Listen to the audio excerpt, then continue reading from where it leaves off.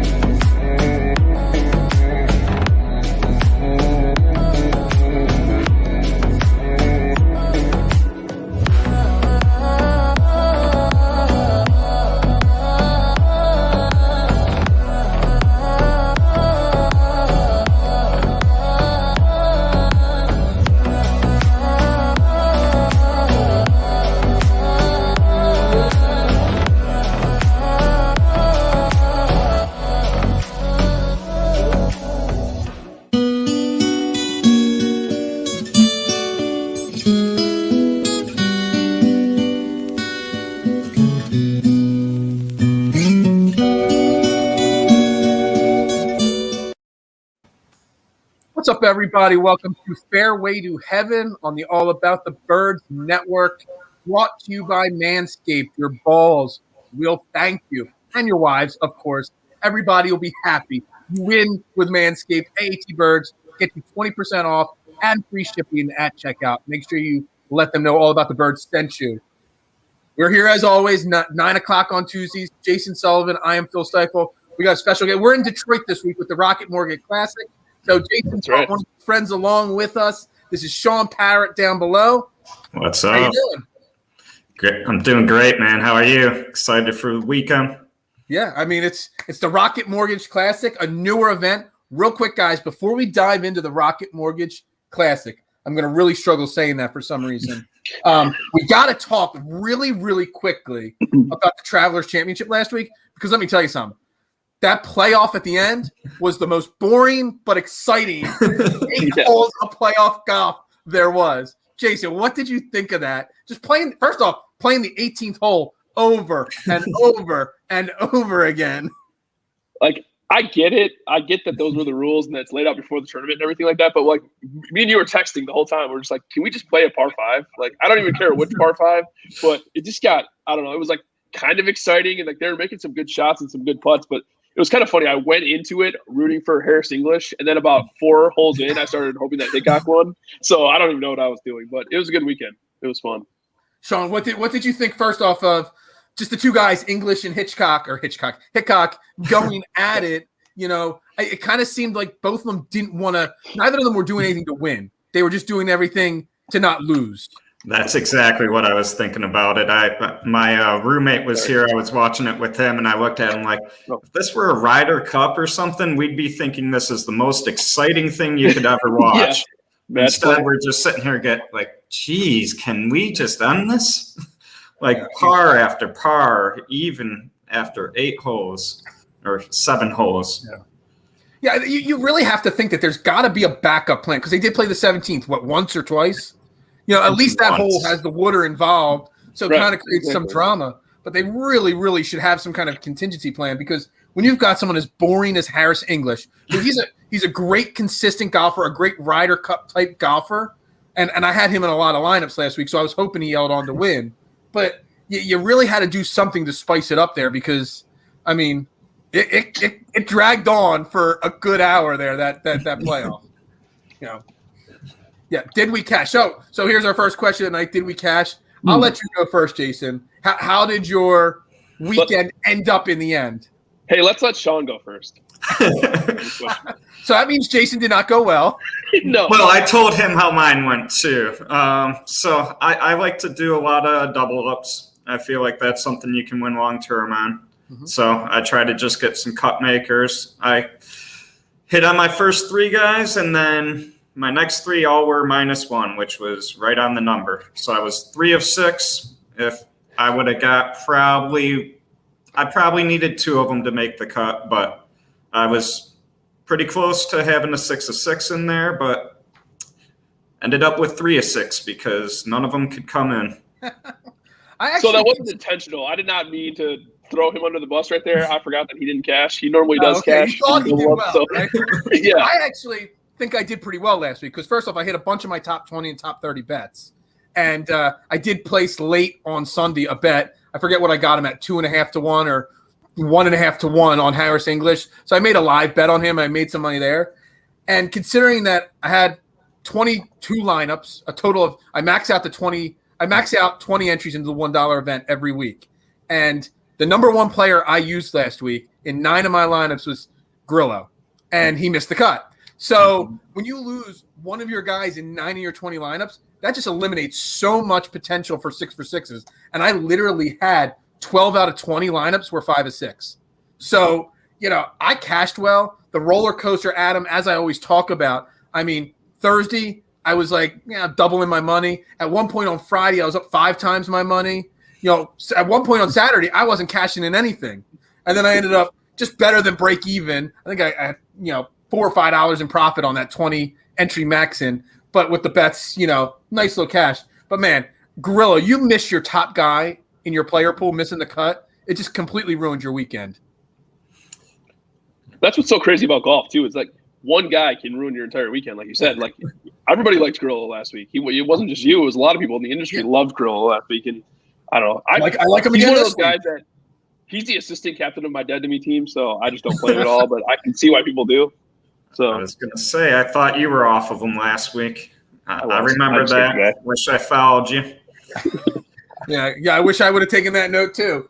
But anyway, let's forget about, since you guys had such bad weeks, let's forget about last week. Let's move on to this week. So in your backyard, guys, the Rocket Mortgage Classic, was it the Detroit Golf Club or Detroit Country Club, whatever it's called? Who cares about Detroit? Is there even a golf course in Detroit? I mean, there's one in my backyard. Yeah. I mean, my backyard probably has nice greens in the Detroit Golf Club. I didn't hear all this. Just a little hatred towards Detroit. It's a 7,300-yard course, par 72. Not a lot of course history because this is only the 3rd year of this event. So the course, history is not as big of a factor this week. It's known as a bomber's paradise, but I bet you after I ask you guys what you're looking at this week, driving distance isn't going to be number 1 or 2. I mean, it's going to be in that top tier, but it's not as important as everybody thinks. So, Shaun, as the guest, what do you look at this week at the Detroit Golf Club as one of the key or top key factors when you're building your player pool? I'm actually taking a little different angle, I think, than most people on this. I know not many people like it because it's too volatile, but I'm looking for putters here. I did a little look back and saw on the top 10, I think 8 of the top 10 finishes last year all were plus putters going into with their last 5 tournaments before this one. So that's what I'm going to concentrate on this week. That's number 4 on my list of most important stats, putting. It's not what everybody wants to talk about because everyone thinks it's a driving course, but it's definitely going to be an important factor this week. Jason, what's your number 1 thing that you're looking at this week? So I do like the putting stat a lot too. I'm just going strokes gained total and scoring stats basically. That's what I'm going to be looking at this week. I feel like approach is a little bit underrated, I think, as a stat this week as well because it is a bomber's paradise. But I do think I'm going to weigh putting a lot more than I usually do too. I normally put putting in there in my model as 5 or 10% total. I think I'm probably going to put it as like 20 or 25% because I think in these high scoring events like this, I feel like everybody's going to score. It's going to turn into a putting contest. So who can putt the best? Yeah, I mean, the way I'm looking at it, first off, because it's a new tournament, relatively new, only 2 years, I'm looking at, and you guys both bring up the birdies and the scoring and all. I'm looking at birdies, people that make a lot of birdies, and recent form. They're the 2 things that I'm looking, because you can't go with course history. And when you're having birdie fests, you need guys that are going to make the cut. And you need guys that can make a crap ton of birdies to even be not just making the cut, but remotely contending. And I agree with you, Jason. Shots gained on approach is huge this week. along with putting this week. So why does this course, I mean, it's in your backyard, guys. Why does this course get this driving, it's a bomber's paradise kind of reputation when three of us, we don't have driving distance or accuracy in our top 2 or 3 important factors? I think it's because it's the lack of defense on the course. Shaun and I were kind of talking about this earlier today on the phone. There's no defense on this course at all. So if you miss the fairways, the rough isn't long. There's not water. There's not. I mean, they say this is the flattest course on the tour. So there's not, besides trees, there's not any defense at all. So if you miss the fairway, if you're going to bomb it way to the right, you might be on a fairway of a different hole. You can just hit it back over, chip it back over, and you're back on the green. So you describe it then as a forgiving course then. Yes. Yeah, absolutely. The other thing is to play. Everyone hits it far on this course. So there's no danger. So everyone's using driver off the tee. So the stats show that it is one of the longer driving distance courses. Okay. All right. So, there's one other issue to take into factor this week. And you guys know it the best because you're up there in Detroit. The weather. You guys have gotten boatloads of rain in the last, 4, 5, 6 days. It's supposed to rain up till Wednesday into Thursday morning, correct? So it's going to be a wet, damp course. You're going to be able to attack the greens. Will weather play into any factor in your guys' minds this week? Does that change any of your players that you're thinking about this week? I'm not sure if the waves are out. When they come out, it will play a little bit of a factor in my mind. It's been really spotty right now, the weather. We've had downpours, but it's been for like 5-10 minutes a day. It hasn't been constant. Mm-hmm. You guys have probably seen the pictures of the expressways flooding. Yeah. People jet skiing down the road. Yeah, exactly. So it will play a factor, but I don't really think more so than other weeks where if I know there's rain in the forecast. Okay. Jason, any thoughts on that, or are we ready to dive right into the player pool? Yeah, we can dive right in. I pretty much agree with what he just said. I feel like it's been like the weirdest week weather-wise. Like we've gotten a lot of rain, but it hasn't rained for long periods of time, like he said. So it's weird. It's just like even like today, it was sunny outside, but it was downpouring. It's just been like really strange weather. So I don't think the course is going to be that dried out. I mean that wet. I'm sorry. No. Okay. All right, well, let's dive into the player pool. You got 5 guys in the 10K and above range. Leading the way is my favorite man, Team Bryson, the defending champion, Bryson DeChambeau at 11-4. You got Patrick Reed, Webb Simpson, Matsuyama, Zalatoris. That's your 10K and above range. Shaun, you get the honors as the guest on the show this week. If you had to pick one guy from these top 5 that you're playing the most of this week, who is it? I think it has to be Bryson. Even at that price? Even at that price, yeah. I mean, you can make an argument that he should be higher. When you look at his 7.5 to 1 to win the tournament. Right. Like normally people aren't those odds. So he could have been higher on this actually. Then if you look back at the DraftKings points from last year, he had 146 points, I think. So that's insane. It's just something you can't pass up, right? And second place, I think, was pretty close with 127. Then third was down to 115, and you're still only scoring like 30 points if you miss the cut. So he's the safest one that can go big on you too. Okay. Do you agree? Disagree? Or no, actually, I got a good way. I meant. Sorry, it slipped my mind. You're big on your ownership percentages. I don't know if you have the ownership percentages. Everything that I read, you're not prepared. Seriously, Jason. Sorry. You're always forget. I'm just scared that at 11-4, that Bryson and Shaun. I don't know how many times you watch the show. Everybody that watches the show regularly knows I'm Team Bryson. He's my favorite golfer on tour. I'm afraid that he's going to be well above 20% ownership. And when you're spending that much money on him, it kind of scares me a little bit. That's a really good point. I just looked at Fantasy National, and he's projected at 17.7 right now. Mm-hmm. All right, so a little less than I expected, but still. Mine says 20. So it's going to be about 18 to 20, I think. To me, I feel like Shaun said, I feel like he's the surest thing by a mile in this field. I feel like just look at his stats. I mean, obviously he won last year. We all know that. But, I mean, He's first tee to green. He's first off the tee, first birdie or better, second in par 5 scoring. Pretty much all the scoring stats, he's either first or second. So I love Bryson this week. I don't hate Webb. That's my other one. So I was going to ask you, I know you're a Webb fan. I only get concerned about Webb because of his back. True. He hasn't been healthy. Yeah, they said his back and his neck are kind of messed up. But he's actually first in strokes gained total on easy courses in this field over the last 50 measured rounds. So I like that. He's first in par 5 scoring and scrambling, 7th tee to green, and 8th in putting. So I feel like his overall game, I'm not sure if he can compete with Bryson, but I think he's probably the second best option in this field. Okay. So I'm going to ask you guys another name, and Shaun, you can answer this first if you want. The second price or highest priced guy here, Patrick Reed. Mm-hmm. He fits outside of the driving distance, the bomber type, category. He checks a lot of these boxes. I mean, shots gained approach, putting.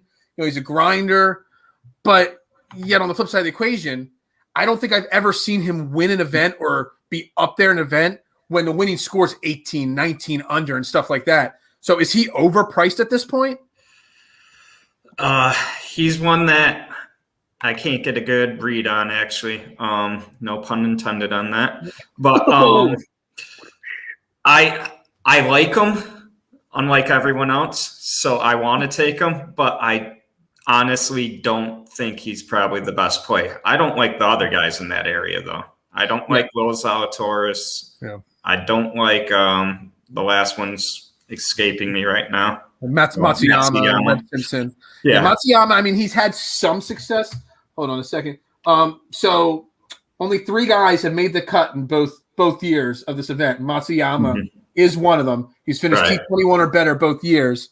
But yeah, I just don't know if his game is in the recent form. I know he won the Masters, but the recent form, I just don't know. His putting kills me.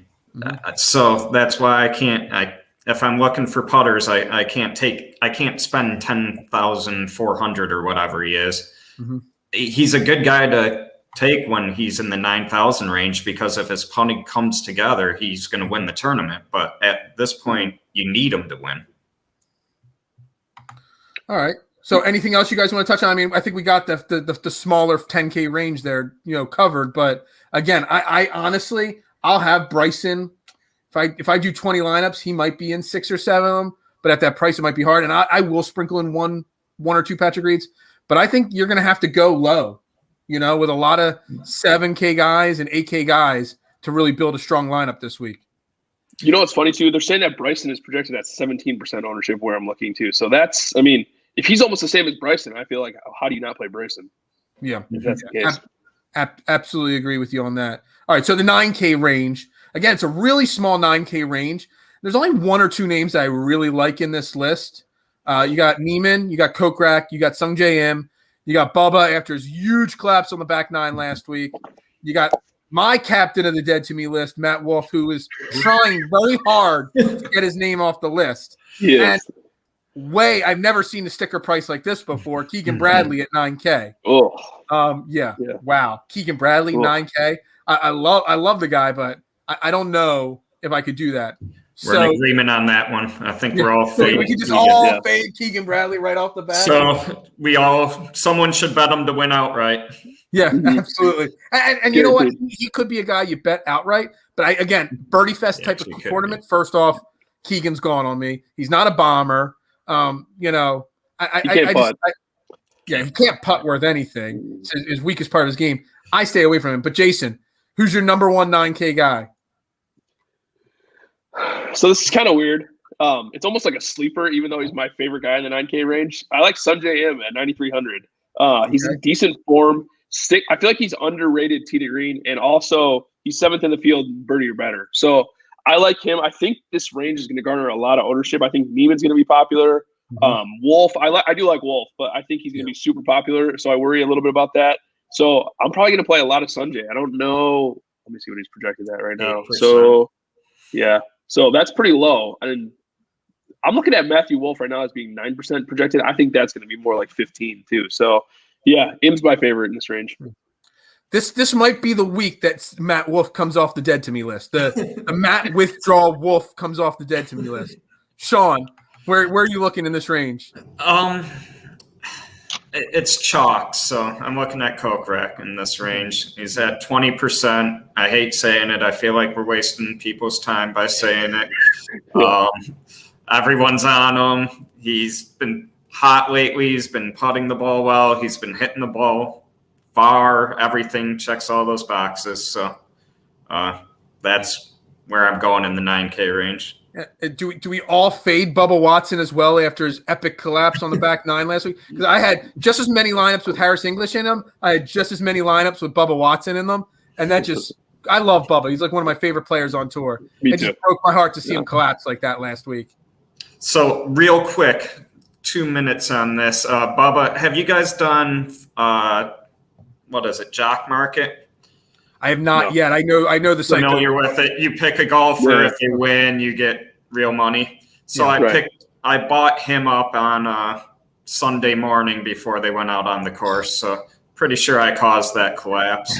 I was going to say, so it's your fault. No way. The guy's won twice here. He's probably going to win, if not top 3. I paid for less than top 5. Ended up like 15th. Yeah. So that really. At least I had him and Harris English in a lot. So, yeah, I think the 9K range, like I said, the 10K range, you got Bryson. Then you almost have to skip over a lot of these 9K lineups if you're putting Bryson because, A, you're spending so much on Bryson, but because some of these 9K guys might have higher ownership percentage than Bryson. Mm-hmm. Yeah, that's a super interesting point. I feel like the ideal construction this week, I think, is going to be Bryson or Webb, and then going down to probably all the 7K range after that. Probably Bryson. And then can you build a lineup with 5 7Ks and a 11K guy? We're about to find out today. We're going to find out. The way I look at it is there's 1 or 2 guys in that 6K range that I like. So you play 1 or 2 of those 6K guys. You play Bryson, and then you balance it out with 8 to 7,500 to 8,200 guys. We'll see how it works out because I haven't built any lineups. All right, so into the 8K range. A lot more names in this range. Again, there is definitely some sticker shock in the 8K range. You got Jason Day. Charlie Hoffman, for those that did not know, already withdrew. There's a couple other names that have withdrawn lower down the list. You got Ricky Fowler, Gary Woodland, Kisner, Homa, Higo, my boy Grillo, who killed me last week, Tringali. Mickelson does not seem to take a week off anymore. I don't know what's he plays every week. Yeah, he literally is playing every week right now. And you got Siwoo Kim. So I'm just going to throw it out right off the bat.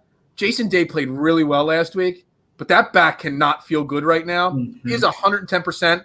Probably my number one fade of the week is just because I don't know if I could remotely trust that back to hold up for another 4 rounds. I think that's a good point too. It looked tender. He was bending down to get the ball out of the hole. It did not look good. The other one that kind of stuck out. The other one that kind of stuck out to me is Ricky Fowler. Like, I know people love him. I know he's the face of this tournament and everything like that. But he was 7,300 last week, missed the cut. He's up to 8,700 this week. He just gets so much love, and outside of 2 tournaments, he hasn't been good for a year. So I don't know. I feel like that's way too high. You got to stay away from him. I can't. If he was at 7,100, 7,200, you might talk me into a Ricky Fowler. But at 8,700 with this lineup and this field, there's no way possible you could play Ricky Fowler. Agreed.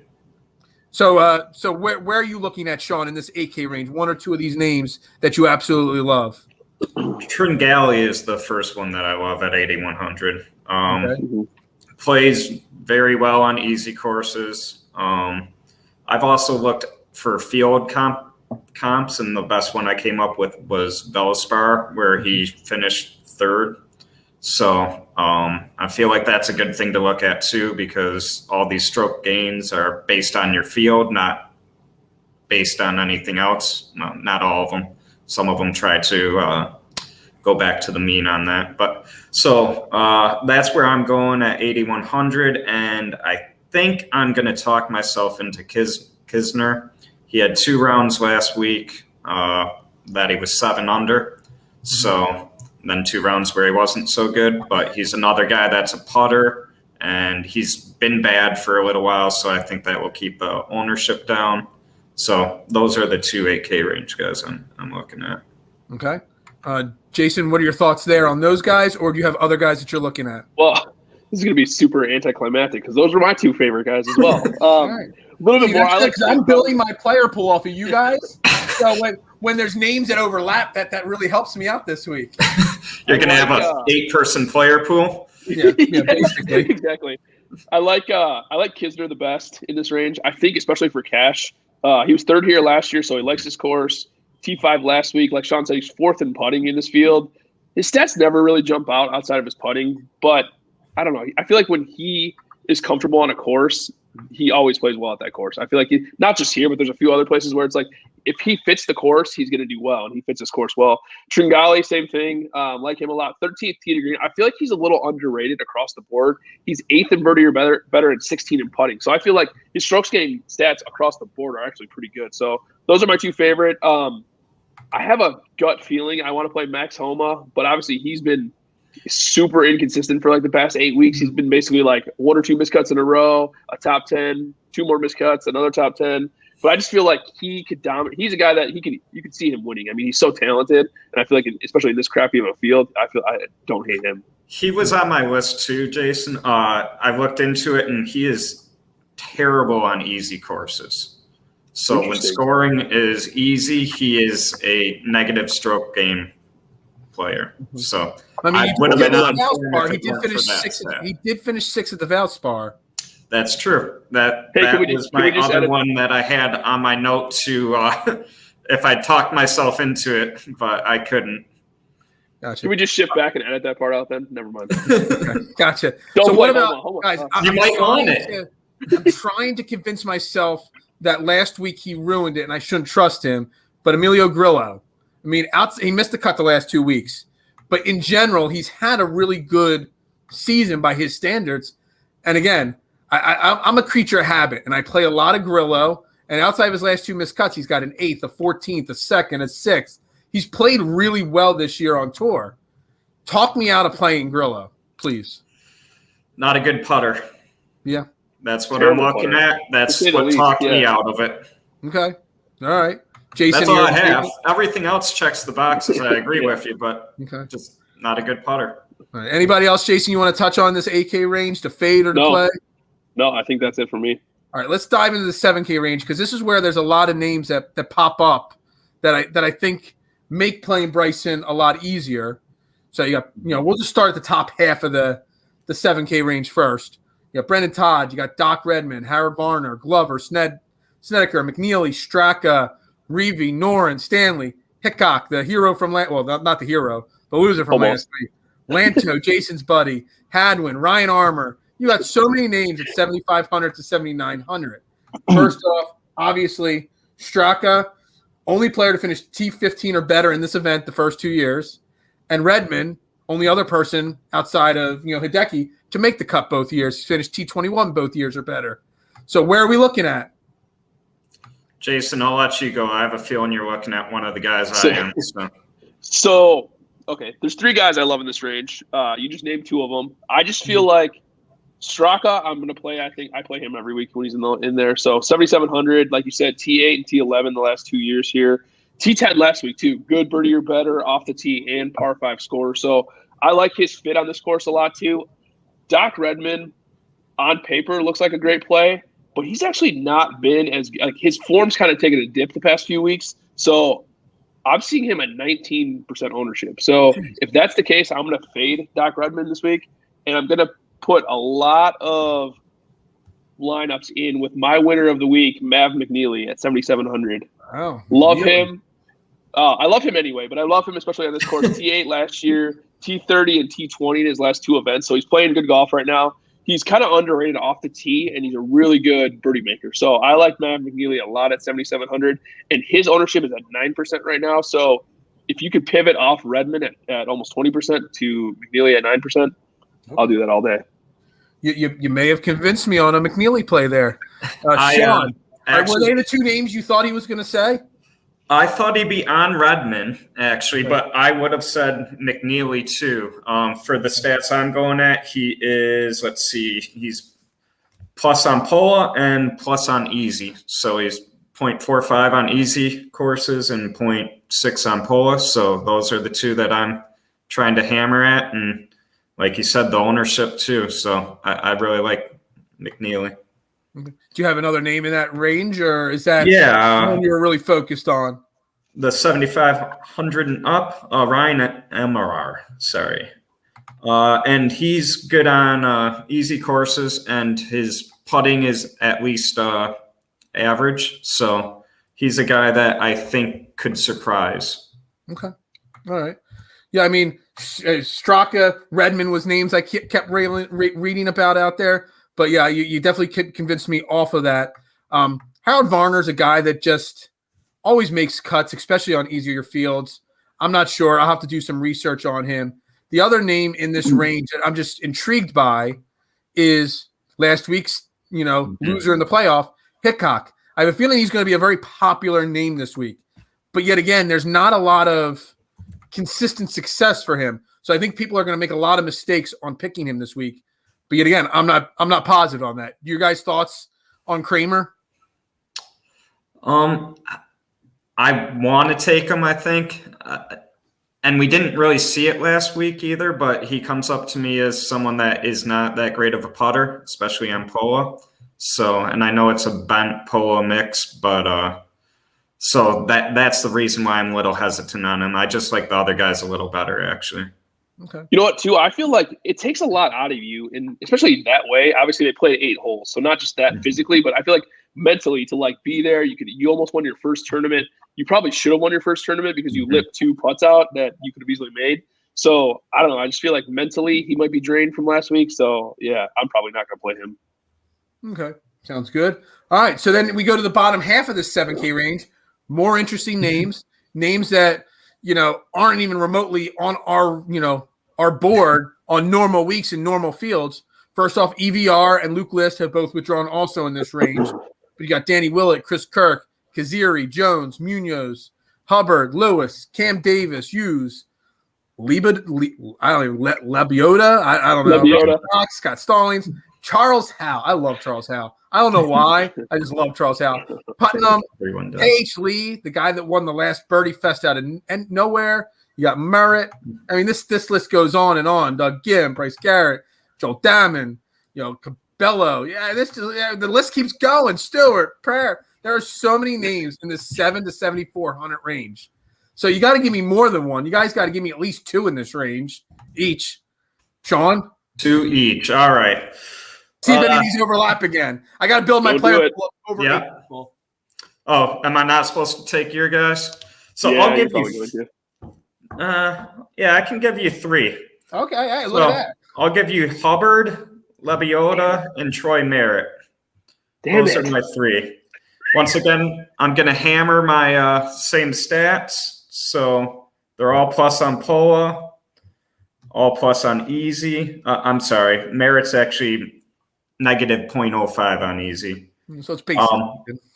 But they're all good in recent form, too. All of them have 5 straight cuts made. And then Merritt is placed 8th in the Veluspar, and Labiota 13th. And then Hubbard, I don't think, was in that tournament. So those are the reasons why I'm on those guys. Gotcha. Jason? Dude, you know how I feel about Mark Hubbard, first off. So I'm definitely playing him. Top 10 coming this week from Mark Hubbard. Love him. My sleeper in this range, since I also like Merritt too, but I'm going to give him different ones. So I like Danny Willett, actually, in this range. Really? T5 here last year. He's been playing good golf for the last probably 2 months now. So I like him a lot. And then my last one's probably going to be Bryce Garnett. I also love him. T17 here in 2019, didn't play here last year. He was T5 last week too, so he's coming in decent form.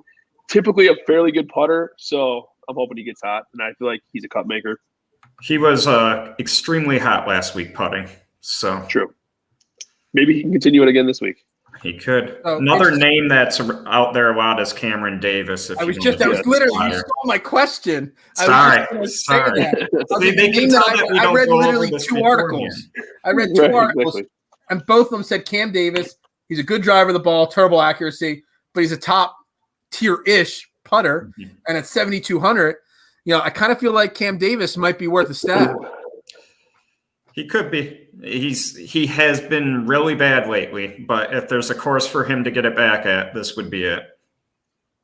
The only thing that worries me about him is his putting. He's not a good putter, but Well, he is a really good. My thing. Oh no, not putting. Birdies are better. He was top tier. Yeah, And sorry, he scores. Yeah, he's definitely a scorer. Like Shaun said, he's not accurate at all. So he could get right on this course. This is definitely a get right course. So okay, all right. So let's go to the cheapos. Normally we stay away from the cheapos, but you got the 2019 champion Nick, whatever his name is, Lashley. Not Bobby Lashley, Nate Lashley. We got Rogers, Chappelle, Laird. We again long list of names. Peter Uihlein, who I was all over earlier in the year and he just fell apart. Neesmith fell apart this year. You got Kadera. Last week's darling for Brian, our guest last week. My darling last week, Eckroat. We got lots of names. So are we looking at any of these names, or are we staying away from the 6K range as always, Jason? No, I feel like you got to play some this week. I like Norlander's probably my favorite in the 6K. 3 out of 4 made cut. 3 of his last 4 made cuts. He was T12 here last year. I like him. Like Denny McCarthy too. I think T21 here in 2019. He's a really good putter too, which I like.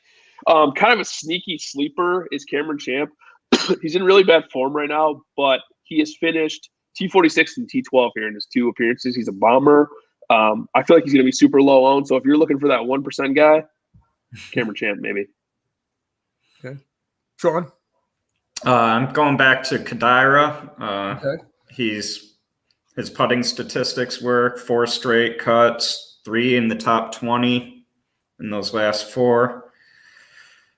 I don't want to, but might go Vincent Whaley. I still haven't given up on him. I liked him a lot last week, and it really broke my heart to see him not. Yeah, he was one of the 3 that missed on the number. So I think we talked about all 3 of the guys. Keegan being another one of them. Yeah. So, Vaughn Taylor's also a guy that caught my eye. He's good on easy courses, plus on Pola, 6th at Valspar. So those are the boxes that I was looking to check, and he checked off all 3 of them. I got to name Adam Schenk for you guys. Okay. Made the cut here before. 6 of his last 8 cuts made, and at the Valspar T18. So again, checks off, made the cut here twice, making cuts so recent form. He's only 6,500, and again, top 20 at the Valspar. It's a name that I just in my very brief research came across. Yeah, he's definitely worth a look. And I'll just tell you guys, I'm still riding. I'm going to ride Eckroat until he misses a cut.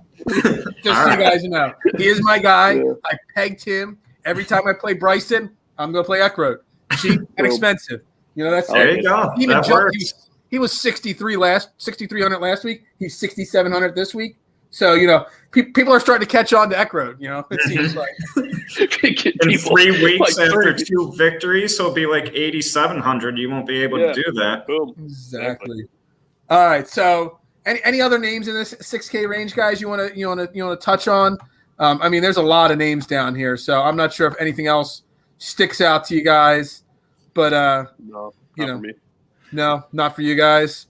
Aaron Badley's one of the guys that I wrote down. I need to look more into him because I'm not quite sure of the competition he was playing against, but his 0.6 on pole and 0.45 on easy courses, strokes gains. He made his last 3 cuts. 2 of them were on the Corn Ferry Tour. His last PGA Tour event was the Palmetto, and he finished 44th. Did miss the cut at +1 at the Valspar. He's got he's made some cuts this year, but most of his cuts are on the Corn Ferry.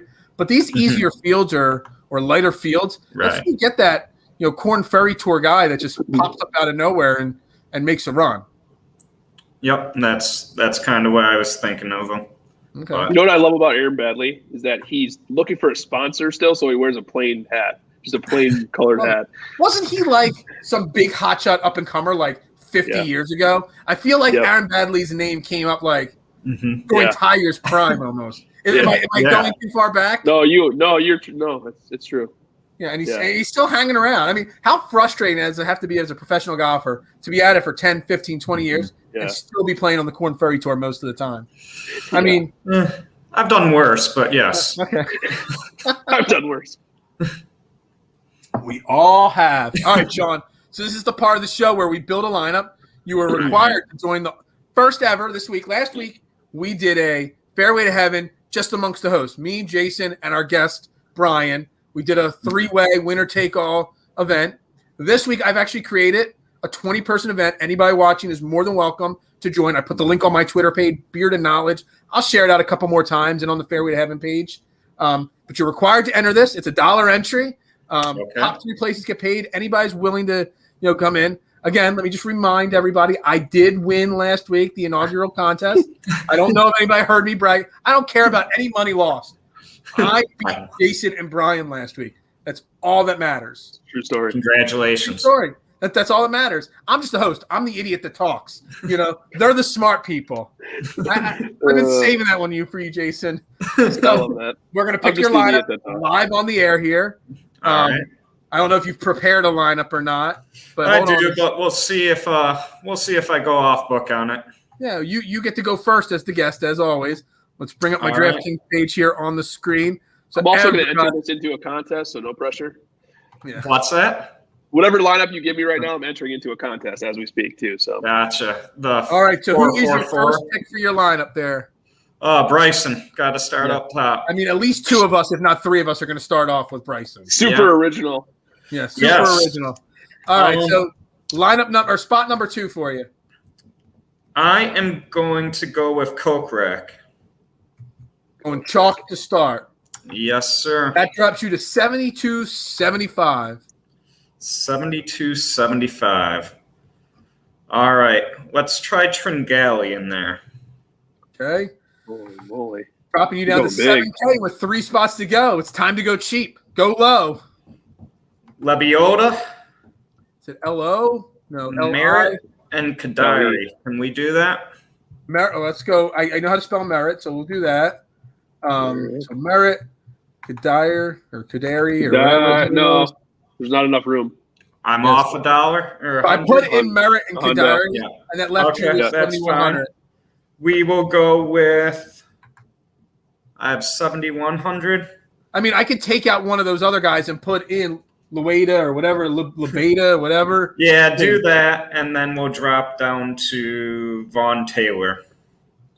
All right, so hold on a second. Well, I don't know what I'm doing here. I'm just putting a random name in there because I didn't know how to get back on this screen here. So we're taking out who are we taking out? Let's take out Merritt. Take out Merritt. So you said Vaughn Taylor? Yep. I've never been so confused. Taylor. There's a lot of Taylors in here. And then we got. Okay, so Kadira is in. Yes. That was the most confusing 5 minutes of my life. I know exactly. You've lived a good life. His name. There it is. Yeah.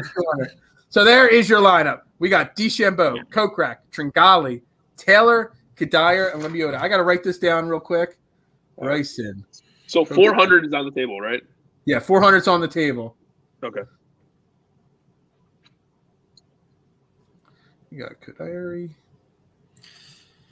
All right. Jason, you are on the clock after I hit clear here.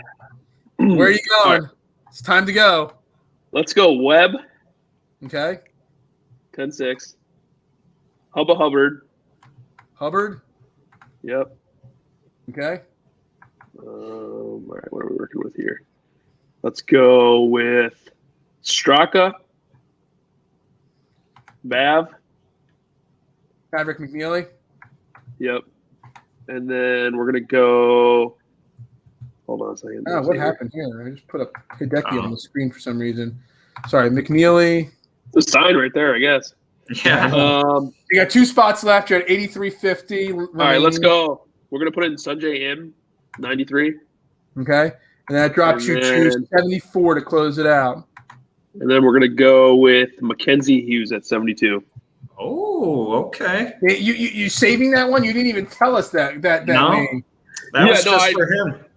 I wasn't going to play him until I just love Mackenzie Hughes. I actually didn't even know he was in the field until 2 seconds ago. So all right, I just like the guy. Him and Hughes. All right, guys. This is where I'm just like normally I'm prepared. Like I've got lineups ready to roll, and I pick which one I like. I have no idea what I'm going to do outside of my first 2 picks. So we're going Bryson, obviously, to start it out. Okay. We're going with my boy, because I'm rolling with him forever. Eckroat. I don't even know if I'm saying his name right. He's my boy from here on out. So I'm going with him. Let me see here. Let me find some random names here that I like. So, quick question: What happens if he WDs this week? Then what? Oh, Eckroat or Eckroat, whatever his name is. I'm going to be pissed off, and he's dead to me. Yeah, I'm going to wait till he does something good in life again before I pick him. I'm just rolling the hot hand there. Sepp Straka is my third guy.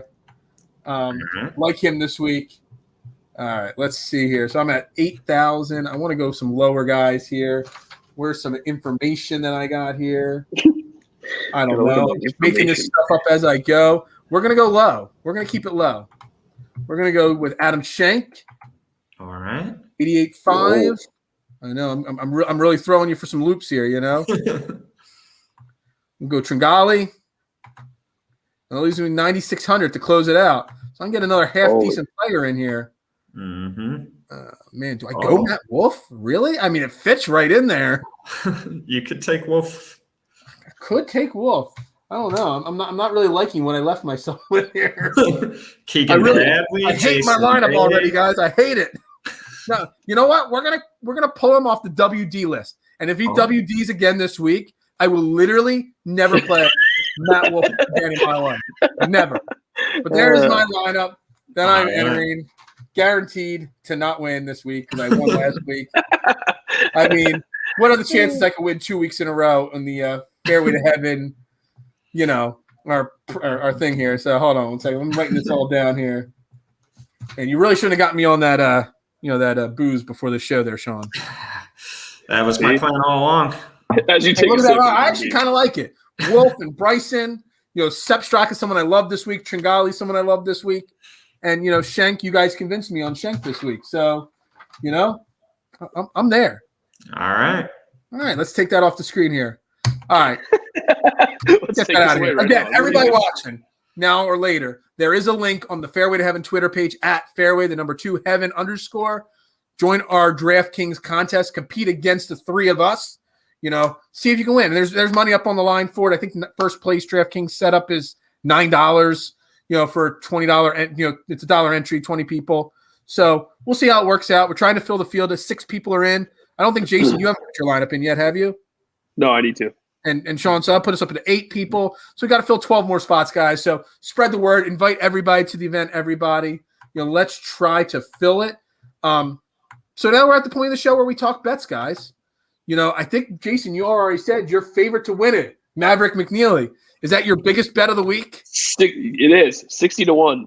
I love him. 60-1. Yeah. What other kind of bets do you have this week? Any I have other more. Ones that you like? Yeah. Or I have more. Matt Wolf 28-1. Outright, love him. I have a Webb Simpson top 10 bet at plus 225, and then a top 5 at plus 400 on Webb as well. And then I put a top 20 on Sunjay M at plus 175. Okay. Shaun, do you do betting? I'm not even sure if you do betting or not. I do, but I wait later in the week to do it. So I was just trying to look at some odds. I had that hurt me earlier this year when people's odds were changing. I made a bet. I waited to make a bet, and I lost I forget what it was. It went from plus 2,900 to plus 2,500. I mean, I don't remember who it was that I had picked there. But and they didn't win. But still, odds change a lot throughout the week. So they do. Do you guys, either of you, use Data Golf? No, I've never even heard of Data Golf. All right. Well, they have for outright bets. They show what they think the odds should be. Then the nice thing about it, if you have multiple books where you are, is they pull in all of those odds, so you can shop around your best lines real quick. Oh, so it's basically like one of our sponsors, Odds Jam. Yes. Same thing. They have an arbitrage calculator. They bring up all the bookies and stuff. So, yeah, we shouldn't talk about your people, Data Golf. We'll talk about Odds Jam since they're a sponsor of the show. Your people. That's fair. So let me look at it real quick. I think the first bet that I'm going to make, though, is a first-round leader bet. I started doing those last week, and that was really entertaining to me. Yeah, no, it's not entertaining when you pick the second place leader 5 weeks in a row. It's not an entertaining bet anymore. Just tell me about it. But it's a sucker bet, and I fall for it every single week. And literally, I didn't say I was going to win doing it. Oh, okay, gotcha. It's just fun. I think this week it's actually a pretty decent week to get exposure to Bryson. The 7-5 is just too short of odds to bet him to win the tournament, but you can get him for like 18-1 to be leading the first round. And if you think he's going to dominate like everyone seems to think he is, then you don't have to worry about splitting that either. So, really? So on betting then, guys, because you just said it, I use FanDuel for most of my betting, versus DraftKings for my fantasy. Bryson's 7-1 on FanDuel. We're all so confident that Bryson is the lock of the week. How can you justify, guys, betting him though? Like it's almost like I'm a small time bettor, Shaun. I bet $1 or $2 on outrights, $1 on top 10s, $1 on $1 per bet on top 20s. Can you really justify a bet of $1 or $2 when you're betting small, or 1 unit or 1.5 units when it's 7-1? No, I don't think you can. And then it's not worth the money in the return if you're betting 3 or 4 or 5 units when it's only 7-1. So it's almost somebody you got to hope falls behind early, his odds go up, and then you jump on it and hope he, comes back and wins an event, right? Yeah. Or you have to get him into a matchup or something along those lines where the odds are more reasonable. Okay. Yeah. There's some interesting odds way down here in the 100-1 range and stuff like that. The 90-1 range. I mean, yeah, I almost think you got to take a chance. Like Sepp Straka 65-1. Bets like that are where you kind of have to go this week, in my opinion. I agree. That's Kadir is 150-1. I'm trying to find my boy. Where is my boy? Eckroat. Where is he? Badly is 320-1 this week. Oh my God. Yeah, I can't even find him on here. Eckroat. Is he like not even allowed to be on the betting sheet? He is 125-1 is the best I got him at. Okay, let me look around that range here for him. 100 and 125. Yeah, I still don't see him in there. He might even have better odds on here then. I don't know. I agree with you, though. I think this is a week where you sprinkle a lot at those 100-1 odds and just see if someone surprises. Eckroat, 210-1 on FanDuel.com. Wow. Love it. Jumping all over that 210-1 right there. I might be jumping on that too. FanDuel Sportsbook, 210-1 for Adam Eckroat or Austin Eckroat. I don't even know his name. Austin, I still didn't get it right. He's just the guy I've been rolling with and everything. All right, guys. Anything to add? Anything to wrap up before we close out this show for the week? Again, Shaun, thank you very much for coming on. It's been a pleasure. Having a smarter person from Detroit on the show has really helped. I do what I can. I try to surround myself with smart people, and he's one of my smart friends. So, yeah, I mean, I feel good knowing I've got 2 smart friends on a show now. Helping me out here, and I'm hoping to do better this week because I got smart Detroit people here helping me out. He's definitely winning our league against each other. I'll tell you that right now. You are taking it down. No, Phil is. Phil. Austin, keep on saying we're the smart ones. There's no way he's not winning. Yeah, true. Good point. Sandbagging. If Matt Wolf wins me any money this week, I might, just because I'm pulling him off the WD list, the DTM list, I might bet Matt Wolf outright this week to be the week that he wins. He's 27-1. That might be my top bet right there for the week. I'm not sure, but he might be the one to go with.